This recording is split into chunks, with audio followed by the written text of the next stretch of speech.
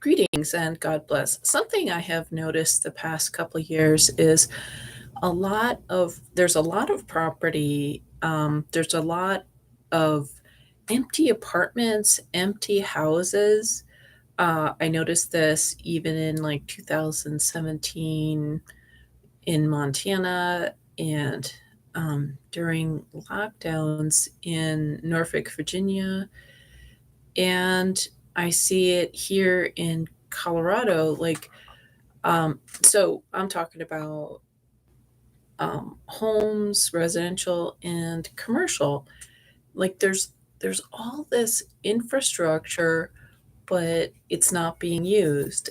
And I'm wondering like when I figured during lockdowns that in because I was in Virginia at the time, I'm like, okay, everybody's going to be in all the apartment buildings and in the area I worked, almost a half of the lights on when I was walking home in the evenings during lockdowns. And so I'm just like, where did everybody go? Like when I was growing up in New York and when I lived in San Francisco, there were just people around, or at least that's the way it seemed to me. Maybe like because I'm older, maybe my powers of observation is better. But it's just so weird because it seems like there's a lot of empty homes. And I remember that was happening, like people were squatting in apartments in San Francisco because these apartments weren't occupied. Like nobody's living there. And what I think happens is somebody will, like they inherit the apartment, let's say, from their grandparent or their parent, and so they have it's rent controlled or something like that. So they're going to pay that $200 or $400 a month because their grandparents had it for 50 years or something like that. And it's a good location. So people keep the property and maybe they rent it out for an Airbnb, or maybe they don't even rent it out. So uh so there is a place for people that, there's some places I think that's an affordable rent, but and people are kind of greedy. Like that's like I have lived in places and I could have kept um you know a rental for myself as like a backup or something like that. I could have been greedy and have two or three different places to live in the country. But I'm like, if I don't want to live somewhere throughout the year, I'm not gonna keep that placeholder. And also, if somebody wants to be there, they should have a home. And that's the problem I find with people who have too much, I think too much discretionary income, is they have like multiple places that they're renting, or homes that are unoccupied. And and then the locals who are going to work at the gas station or the donut shop or whatever don't have a place to live. The locals have to commute an hour out in the middle of the boonies or something like that, and it just makes for a reduced quality of life. And how cities like to develop is creating more sprawl, creating these stroads, so everybody has to live an hour away or something like that in crazy traffic. Like that's what modern life is. Like 100 years ago, people were walking or taking, riding their horse or their carriage or something, but it wasn't like how it is now, it seems to me. And like in cities, people had like livestock, in a front yard, and they had a garden in the backyard. It was more sustainable. And yes, there were sanitation issues and whatnot, but it just seems things are so unsustainable, and it's mentally hard on people. Like people do not do well when they have an hour commute. And not to mention when weather's crazy, when it's dangerous, and especially now with different medical things that people have done that's affecting, their health when they're driving or flying a plane or whatever. Um, so yeah, like right now because of the lockdowns, so many businesses have pulled out of major cities. Like commercial real estate occupancy is down in like New York, San Francisco, LA. The lockdowns and then this crazy homelessness and the mental illness and the drug addiction is driving a lot of businesses away from city centers. And because of the lockdowns and people liking to work remotely, um, workers don't want to come back to toxic office environments, especially now, like where people were forced to suffocate, forced to get nasally raped, forced to get their bloodstream raped just to keep a job, a crappy job, a toxic job. If your job is thinking it can rape you, that's a toxic job. But people are willing to compromise. They're willing to be raped for mortgage, gotta take care of my kids, I gotta, live up to standards and stuff like that. And the people who knew better and the people who had leverage should have said no. Like, you don't get to rape me or my family, so I have a paycheck. And they should have shown their peers the way, because there's people who who would have either resisted or capitulated had there been some good leadership around. But there's like no good leadership. It's this is like the most um, effective destruction of the West, of America, of humanity, and eventually of Earth, because of this terraforming that is going on. Um, so, but anyways, like I look around me and there's space. There's places for something to be built, or even empty commercial spaces that should be reconfigured to be residential. And I know it seems like cities don't want residential spaces. They only want single family homes to be built. And then that's very limited, because those single family homes are however many, square feet. So you could only have a few people. Um, and I mean, so it's like this weird, insane thing, because a city has whatever, 10,000 homeless people, and there's all this square footage of, at least commercial real estate, that at least, if like it seems like you can have people during the day, like maybe 7 a.m. to 7 p.m. It seems like cities, you could legally have homeless people occupy a space 7 a.m. to 7 p.m.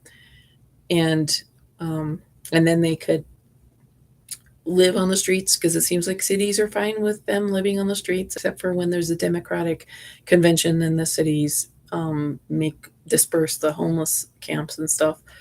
But that could help some people that want to get support.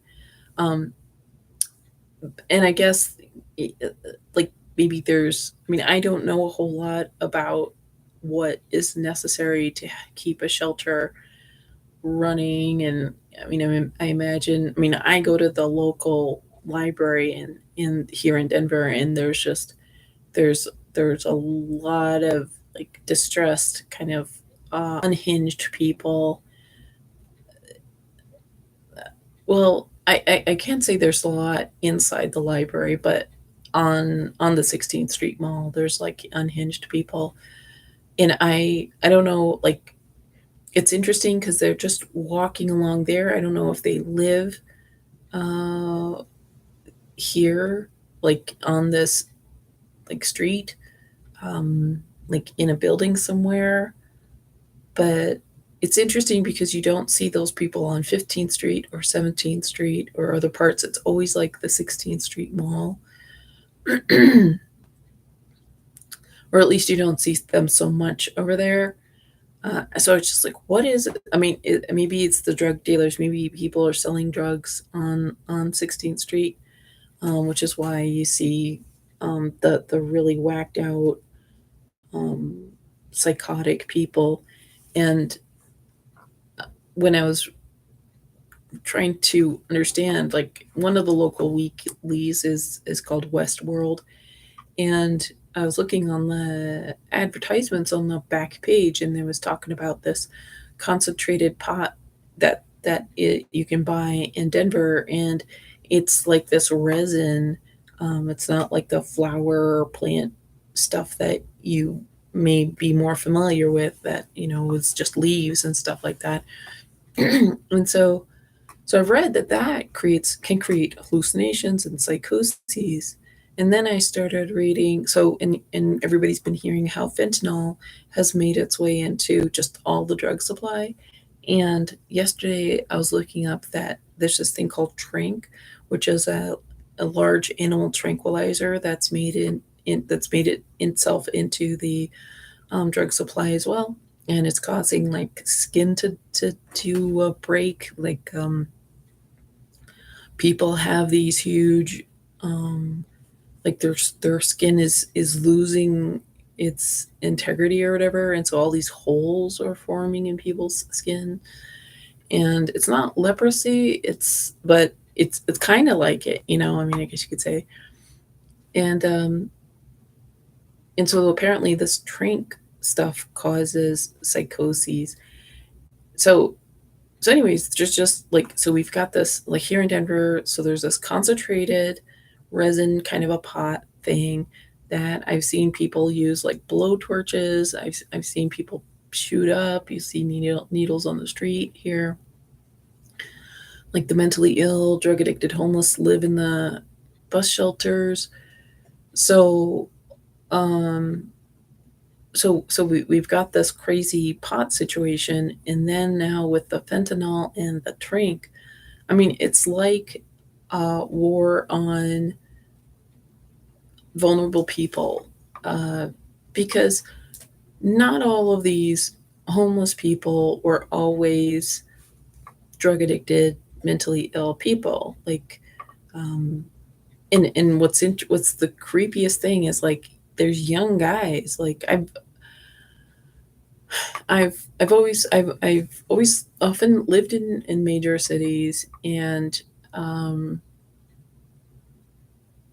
I never learned how to drive, so I'm usually walking or taking public transportation. So I really have been faced with homelessness, just seeing homeless people, and usually they're older. Like usually they're, I don't know. I mean, or they look older, they look like they're more like 50, 60, 70-year old people.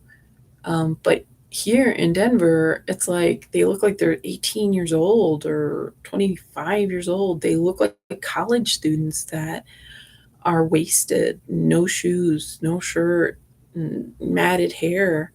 Like, I've never seen so many young, mentally ill, emaciated, and just whacked out homeless people, like that look like they have a college education or something like that. Like, it's just the weirdest thing. Denver, like, if you have a drug addiction, you do not want to come to Denver, because there's just something about it um, that, like, I feel like there's no sense of self-preservation here in Denver. I don't know if it's something in the air and the water or what, but like there's just like I can feel it too. Like, I'm just like, you know, like there's something mind numbing here. Um, but uh, and it seems like this homeless situation, like there'll be lip service. The city wants to do something about it, or the state wants to do something about it, and there's money that is designated, but it never does anything.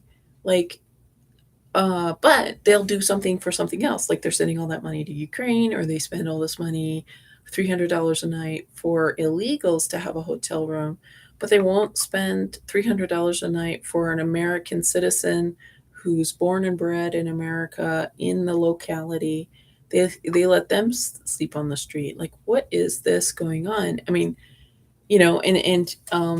like jerky people will be like, well, those homeless people are drug addict criminals. Well, what? I mean, the illegals are criminals. They are illegally violating our, but we're giving them like a red carpet treatment. Like, no wonder they don't respect.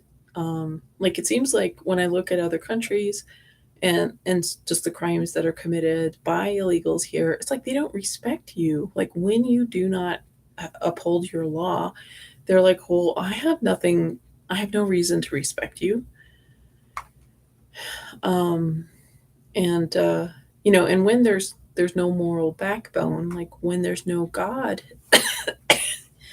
in in the legal system or whatever, a lot of criminals are demonized people. And so these demons are like, oh, okay, I get to run roughshod uh, against human beings and cause suffering. Yay. Like, people are think that the Bible is optional in this world. No, the Bible, God is not optional. Jesus is not optional.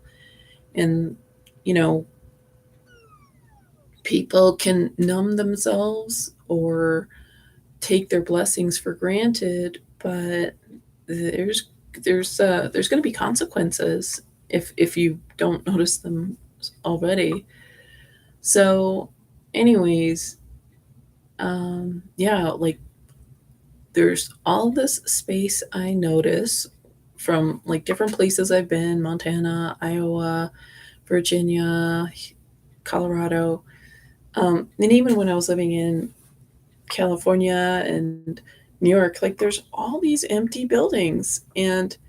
Um, and what's and I think like landlords, property managers, I think there's this greed and vanity. Like, for those who aren't greedy, they're like, well, I want to be seen as professional, so I am going to charge the square footage that New York and Seattle charges, even though I'm in a flyover state, even though I'm Iowa or something like that. And to heck with the minimum wage, for instance. Like, people keep complaining, people don't want to work. No, if if an employee cannot afford the rent, you're not going to have people able to work because there's just physically nobody there. And retirees don't want to work at the donut shop in 100-degree weather, like, so you have to, like, if you want entry level employees to be your grocery clerks and your gas station attendants and your coffee shop people, you have to have housing that they can afford. And I think like minimum wage is like $7.50. So, you know, when you so like uh, so so somebody who's working, like, so most employers don't want to give employees 40 hours because they don't want to pay benefits. Most employers want somebody to work for part-time. So that's 20 hours a week. So somebody makes $140 a week before taxes. And after taxes, that's, what, you know, like, a third of that or half of that. So they make like $70 a week, after all the taxes and stuff like that. So $70 a week times four is $280. That's just, and so that's one part-time job, maybe $300. So that person has to get two or more other entry level jobs, which means they also have to travel, they have to commute. And when are they going to sleep? When are they going to prepare good food? When are they going to do their laundry? When you're working three jobs and you're having to commute and just deal with all that, just like, so people, and insulated, privileged, classist people who consider themselves too good to be the cashier or the gas station attendant and whatnot, because it's bad working conditions. It's intolerable, insufferable working conditions. The environment at work is bad. The boss is bad. The customers are bad, and it's torture. It's torture. You're on your feet all day. You don't get to sit. Your legs are your ankles. It's painful, and there's very little OSHA protection. You know, so nobody wants to do those jobs, and those who can afford to live in the city, like a walkable place, they wouldn't be caught dead doing those jobs, but they want the convenience. They want somebody to do those jobs, and um, but they don't want to have a rent that somebody who's making $300 to $600 a month can afford. So really, if you want your donut shop and your coffee shop and your gas station, if you want all those people to be filling those entry level crappy jobs, you have to have a reasonable rent. Like $500, you know, that's taking the majority of that entry level person's wages. They're basically entry level people who are working your coffee shop, donut shop, gas station. They're basically volunteering because they're working like a slave to pay the landlord. And landlords don't care. Landlords are like, yeah, that's my due. Like if that person hasn't figured out how to buy a home and whatever, that's their problem, and they're a slave to me to pay rent. That's fine. That's my I that's just how it is. And and so then you don't have people working because you can't staff whatever it is you're looking for. You can't staff a place if the employees making $7 an hour cannot afford it. And uh, I just see this callousness. Like, people are like, well, you should just work 3 jobs, and it's very challenging to just make it through one crappy job. It takes so much energy. Like, I take public transportation. It takes so much energy for me to just like endure waiting and the crazy stuff on the bus and getting off the bus and the crazy stuff on the sidewalk when I'm trying to just get to the laundromat or the grocery store. Uh, and like, cities become hostile if you're walking. It seems like that's what cities like to do. They like to make the sidewalks hostile, and because when you don't have mental institutions, and when you have like rife, uh, you know, like crazy drug use on the sidewalks, and you don't have sufficient, uh, care for the mentally ill and the homeless and the poor. The sidewalks, like these poor people, they're like, well, I'm going to ask anybody who walks by for money. And the thing is, the people who really have money are in a car, who are parking in the garage and walking 3 steps to their office or the restaurant or something like that. And so it's usually like, I took Greyhound recently, and I'm realizing that these homeless people, they get a bus ticket, and then they're shaking down the sympathetic poor, because who's taking Greyhound? People who are on a budget, people who have a limited income, and there's some nice people. And so you get to like these con artists, so they're in need, but they're con artists, and so they milk sympathy from kind of naive people. And like this one lady, she had her eye, something was wrong with her eye, and she was talking about it being in a lot of pain. Just there's not sufficient drivers because I think because of the drivers left, and so there's just no backup. Like there's just basically one driver the route, and so when they've done that first route, they they can't do the route again. And so anyway, this lady, she tried the cream and then she never tried it again. I didn't try it for the next several hours that we were stranded waiting.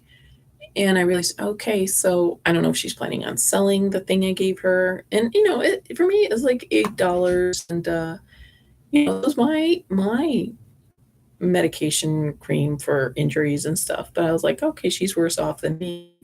She didn't like. I'm like, apply it every half hour, to heal your eye. And she didn't want to. So I was like, oh, if she just wants more stuff, um, or if she's planning on selling it, or, bartering with somebody else for something. But I'm like, I'm not interested in that kind of crap. Like, I don't want to be hustled. And that is what these mentally ill, petty criminal, homeless do. They like they access people. The only way to find people who are out and about are those who are pedestrians, and that's going to be somebody with a limited income because those who are in a car are insulated. They're insulated from the poor people and the petty criminals. Um,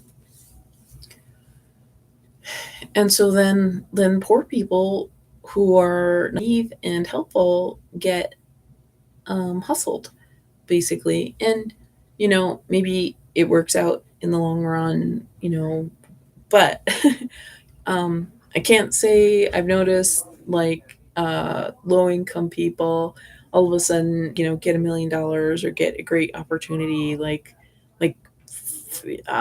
as much as I would like miracles to be showered upon nice, compassionate people, that I just don't see that happening. And I don't think that is the point of existence. Is just to expect that God will, give us a red carpet or something like that. Um, so, anyways, I just think we have to have, be as wise as the serpents and gentle as the doves. And unfortunately, because there's such a crisis going on right now of poverty and mental illness, like those of us who, walk and have a limited budget and just trying to go to the laundromat or go to the store or do a little bit of traveling on a budget, like we are being hustled. Uh, and we're not as protected. We're a bit more, we're vulnerable targets. And these con artists, they take a look at your face and they're like, oh, that's a nice person, I can manipulate that person. Like I was at the station, the Greyhound station in, I don't know, Amarillo, Texas. We were abandoned there for like 24 hours. And fortunately, the guy there got us hotel rooms. But like this one guy had a one of those Sacagawea dollar coins, and of all the people, and it was crowded. There's, I don't know, maybe 50 people, and he asked this one guy, hey, can you give me $1 for this dollar coin? And the guy was like, that he asked was just this nice, super nice, naive, um, super mild mannered, kind of passive young man. And I was like, show me that coin. I just want to make sure it's a real coin. And it was a real dollar Sacagawea coin. But so these people, like the con artists, or, you know, um, like there's just, I mean, I guess like that guy wasn't a con artist who tried getting, who did the coin exchange, but it could have been. Um, and and my point is that our culture is at this breaking point, and so those who are, morally weak and desperate and willing to, do everything they can for their own happiness. I mean, they're not even, concerned about survival. They're just about their immediate gratification. Because if they were about their own survival, they would go through the programs that would get them a home, like buy, so they could buy a home and have like so many people, homeless people, had dogs like on the Greyhound, and these dogs were stressed out. Like this was not a good situation for these animals. Um, but like there are programs. I think they're a type of human trafficking, but um, like I think some people like hustling other people. I think they get off on manipulating nice people. And unfortunately, there's more of this, I think, going on. And uh, so I think nice people need to be a little bit more giving somebody some aid. I'm a nice person. I enjoy helping other people, but seeing a lady not take care of herself with the tool that I gave her, that made me mad. That made me mad, and that's gonna make me. The thing is, jerky, selfish, malignant narcissists who I think that some of these homeless, mentally ill people are malignant narcissists that are insufferable. Their families aren't taking care of them, possibly because the family is callous and hard-hearted, but possibly because this malignant narcissist is insufferable. Um, like you know, I don't know what healthy family dynamics like. I don't know, like when a older family member, you know, like elderly, long-lived adult parents, like the grandparents of a friend or something like that, like how, you know, um, like do, because in my experience, it's like be around, like you're a threat if you're in my house, more than anything like that. Uh, although although my friends have been like a million times more generous and more easygoing than family has, I would say generally. I mean, not all the time. But like I think it would be just so cool, like to be in a family where you're not regarded as a burden, like where So anyway, like I just think that like sometimes homelessness is people also being really insufferable and toxic, and that they can't work because they're too predatory and they don't have self-control. And then but also like there's just no affordable housing because landlords are so greedy, and landlords are they, if they're not greedy, they feel like they have to have crazy high rents that doesn't correspond with the value of the city that it's in. Because like I've seen crazy high rents when I was in like Cedar Rapids, Iowa, and I've looked at Craigslist around the country, like when I was in Rapid City, South Dakota. Like it really isn't worth it. Like even when I was in Missoula, Montana, it's a pretty location, but there's not a lot of opportunity. But rents are crazy.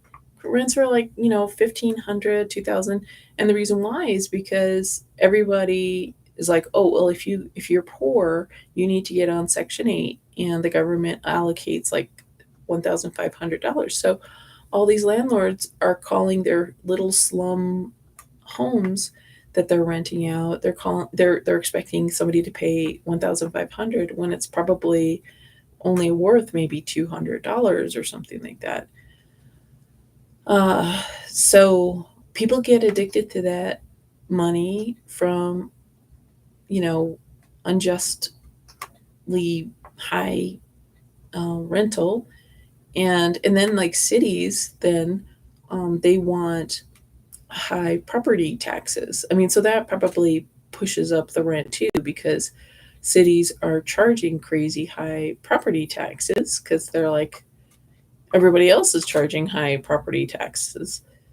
Um, so that probably plays a part. But I do think that there are some landlords who they've owned the property for 30 years or something like that, um, and I don't think that, strange as it may seem, I don't think they need rents to be as high as they are, but they just can't resist the money, and they can't resist how people will pay. And that's another thing. I'm like, how do people have all this money? Because like so many people do not have great jobs, and is everybody selling drugs? Is everybody trafficking children? Like, because I just don't understand how people are having, is everybody stealing money, like, to be able to afford all this stuff? um I think it's possible, because where is all this money coming from? So anyways, those are my thoughts. And um yeah, it's just I think like there's all this, maybe the property tax thing keeps rents high, but if you want entry level workers to work your crappy jobs, you've got to have either sufficient wages or affordable properties. Because if your area, if you don't have enough people working Burger King or the gas station or whatever, if Burger King got into real estate for residential, and the gas stations got into real estate for residential, and they rented to their employees, you would have people relocating to those areas just to have housing that's close to work.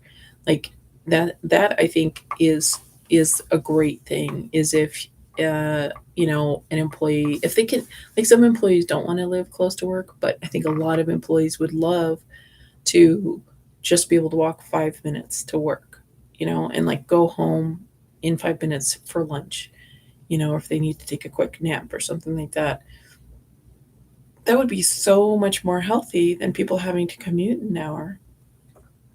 So, but will that happen? Like, I don't think city designers like that. I think cities designers like holding people over a barrel, having this crazy sprawl. So people have to drive an hour here to the mall and an hour there to the whatever recreational thing or whatever.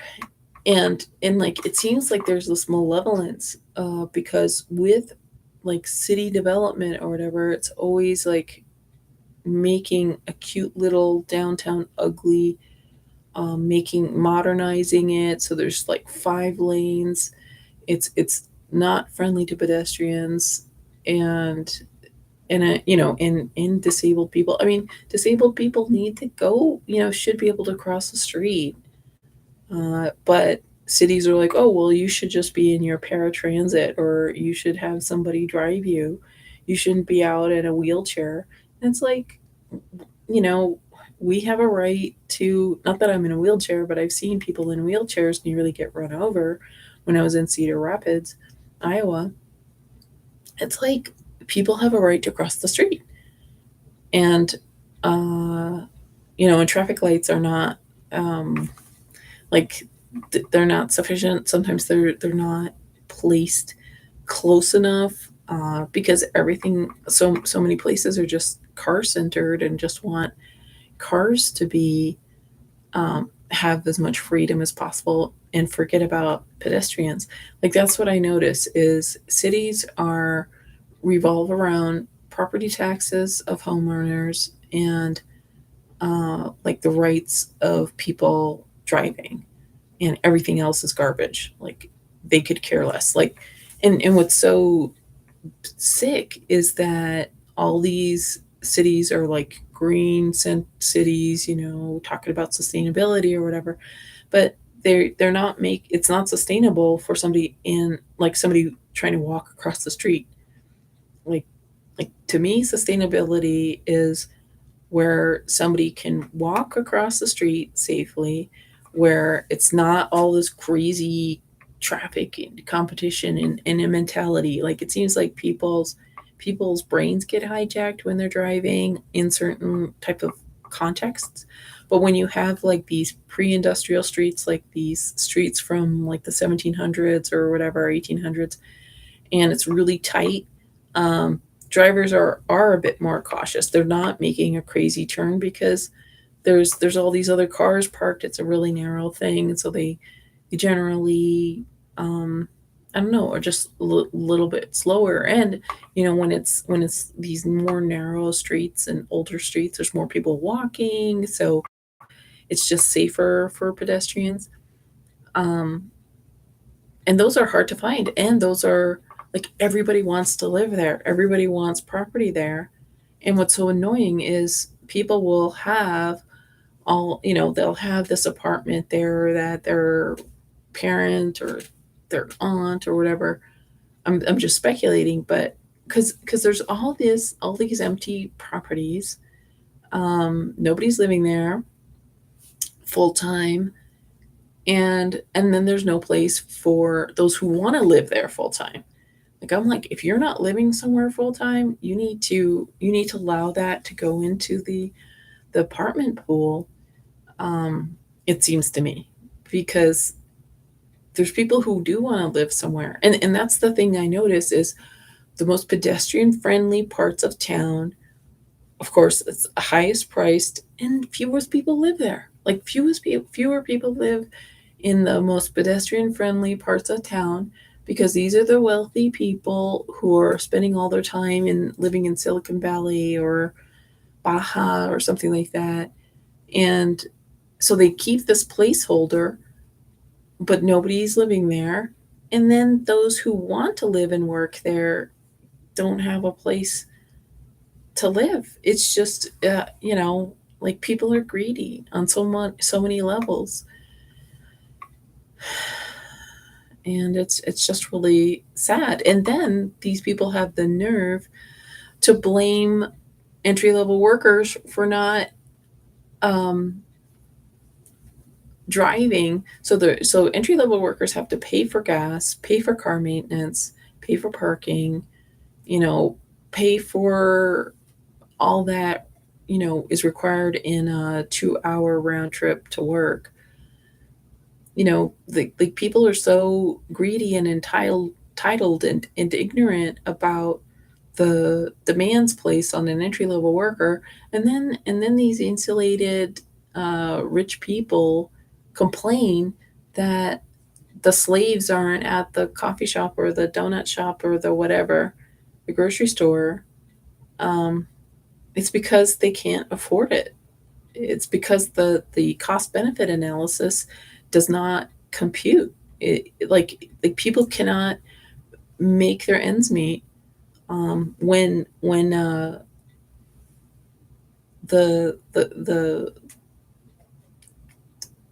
minimum wage is so low, and rents are so high, and gas is high, and the workplace is abusive. Like they have to get nasal raped, and they have to suffocate, and they have to rape their bloodstreams just to show up at this crappy job where the boss is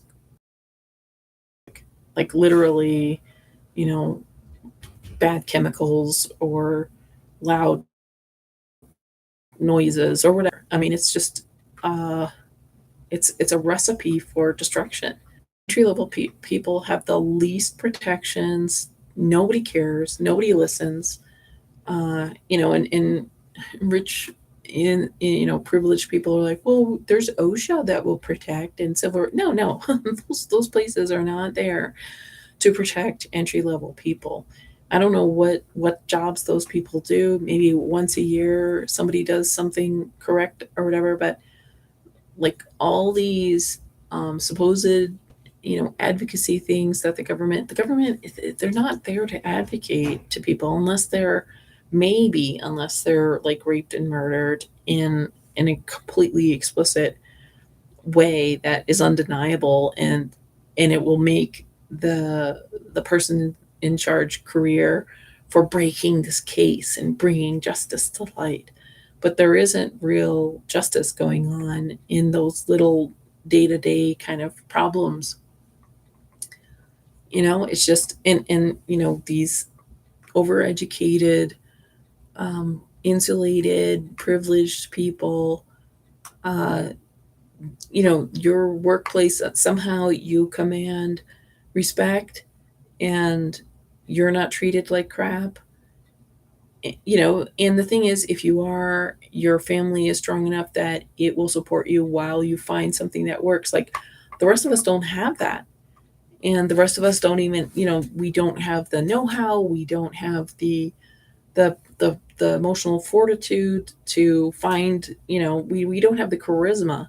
That's the thing. When you're poor and you've been kicking your teeth all of your life, you don't really have a charismatic, charming personality. You're like, just waiting to die almost. And so, like nice privileged people don't want to hire you if you've been kicked around a lot. Nice privileged people want to hire other privileged, milk toast kind of people that aren't tough and or are, but in their way. I don't know. It's a kind of, I guess, a classes thing or a caste kind of system or whatever.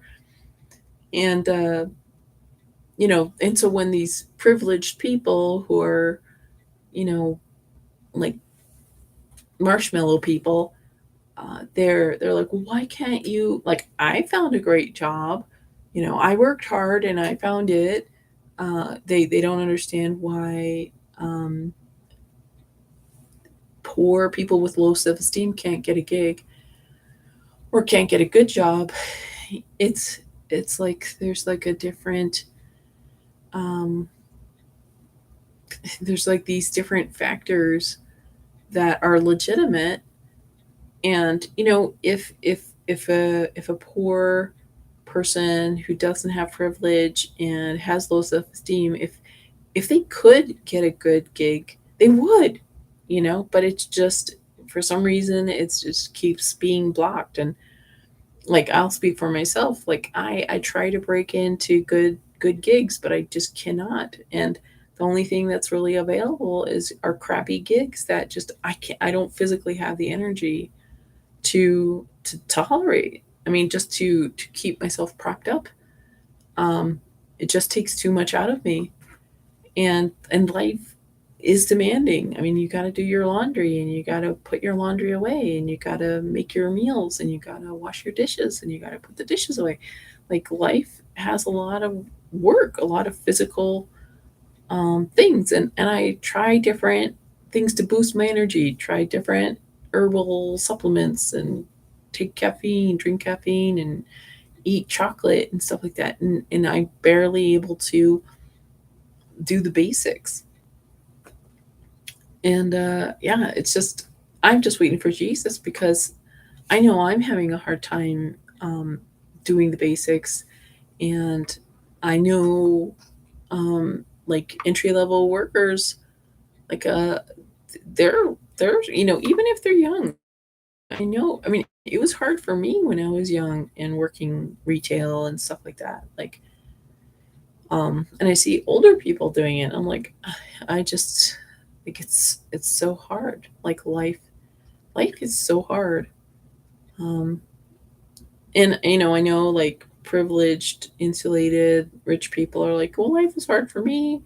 I'm having difficulty with my wife and my children and blah blah blah. And yeah, I'm sure. I know life is torture for everybody. Um, but there's some blessings that some people have and take for granted and don't realize that the rest of us just can't generate that. I just don't have, like, I'm not um able to win, like, easy gigs kind of a thing, like, um yeah, there's like a glass ceiling.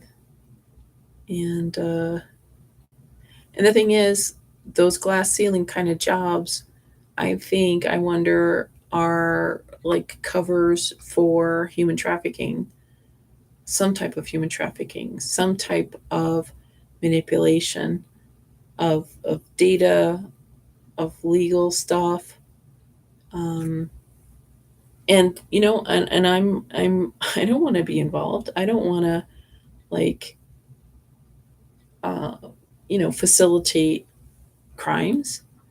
And that's what I think a lot of jobs are, like white collar jobs. I think are facilitating crimes. I think entry level blue collar jobs, like somebody who's fixing your plumbing, they're doing something that matters. Somebody who's checking you out at the store, they're doing something that matters. Those are vital jobs. But somebody who's like a white collar worker that's pushing paper, working for a bank, or, I'm sorry, working for a university, like, that's not, nobody's really going to miss out on that. What the pain points that I have observed, are people complaining about entry level jobs. Like, that's what matters. But there's no reasonable, like but people complain, they'll blame entry level workers. They're like, oh, nobody wants to work. It's not that nobody wants to work. Nobody can afford to live where, in your fancy neighborhood, you know? Like, so I think the solution is employers need to start renting property to their employees, and rent to their employees at a reasonable rate. If you're only having entry level workers work 20 hours a week and you're paying $7 an hour, you charge like $200 a month or something like that. Like, I know it's crazy, but, like, people need to stop expecting entry level workers to basically be volunteering, because entry level workers do not get benefits. The job, it kills you. It's really hard on your body. And so that entry level worker is going to have hearing problems. They're going to have significant chronic health problems because of the toxins at the workplace. They're going to have mental problems because of toxic employers or coworkers or customers. So those entry level workers who are getting paid $7 an hour and having to spend all of their money for rent, so they're not going to have money to have good food, to take a break, to go on vacation, visit family. They're not going to have money for supplements. They're not going to have money for doctors. So these people are a wreck. I'm speaking for myself. I made little, didn't have enough money for decent food, decent medical care, visiting, keeping in touch with family and friends, like, in person. And so those people are going to be a wreck when they're, once they start hitting 30, 40. And so, um, so yeah, that's what happens. Like, you're going to have these disabled people because of this negligent workplace, this abusive, financially abusive workplace, financially abusive city. And yeah, I think that's part of what maybe homelessness is, and maybe, drug addiction. And I'm thinking that, so there's all these toxins in our, uh, air and our food and our water, and I'm wondering if these toxins are causing people to do drugs, like, because people are like, well, I'm really, tired, so I'm going to do these drugs to have energy. And I'm wondering, if we weren't being poisoned all the time, if people might not be drawn to drugs to try to get some energy, because I know I'm like, I need energy to be able to face my day. And, like maybe like 100 years ago, people were not so anxious or so tired. So I'm wondering, like, if like this drug abuse issue and mental um, illness issue is facilitated by just how we're so poisoned. Because I know other countries have terrible crises and problems, and just atrocities and whatnot, but I think that Americans are so toxic, are targeted. We're being poisoned on hundreds, maybe thousands of different levels, more than other countries. I think we're being poisoned and targeted and zapped and whatever. And so, yeah, people are mentally ill. People can't cope. People are homeless. People are toxic or malignant narcissists. And maybe that's something that's cultivated by toxins. But unfortunately, even activists like to blame homeless people and drug addicts and whatnot. Um, and I just think that there's a big social engineering component of it. And if only they weren't poisoning all of us. But it seems like the powers that be, the trusted agents of the public good, are poisoning us, and then they create a solution with the drug stuff, and then that solution becomes a problem because people become mentally ill and addicted. And then the trusted agents of the public good try to create a new solution, which doesn't, of course, solve anything. It makes the problem worse. Like with all this homeless funding that never gets anywhere, where is that money going? Um, but people love to blame the victim. And I know, some homeless people, or the past 10 years, it's like exploded. Yeah, there was always homeless around, but it wasn't like entire cities of homeless people, which is how it is now. Um, and like people are so greedy. Like I think there's landlords, people are investing in property, and they just want to make a lot of money. And then cities want to make a lot of money, so they have crazy high property taxes. Like I think property taxes need to go down, and like cities need to be audited, and landlords need to be reasonable about rents. Like if your minimum wage is this, and there's only however many jobs in the area, like stop trying to import people from other parts of the country to buy your $300,000 house. Instead, I think people who are selling a property should, if you like your small town vibe, you sell your house to a small town person. You don't sell your house to somebody from Silicon Valley who's going to bring the globalist agenda to your small town. And that means like, let's just gut the little historic area and make it a 6-lane highway to Walmart or something like that. So, anyways, thanks for watching. God bless.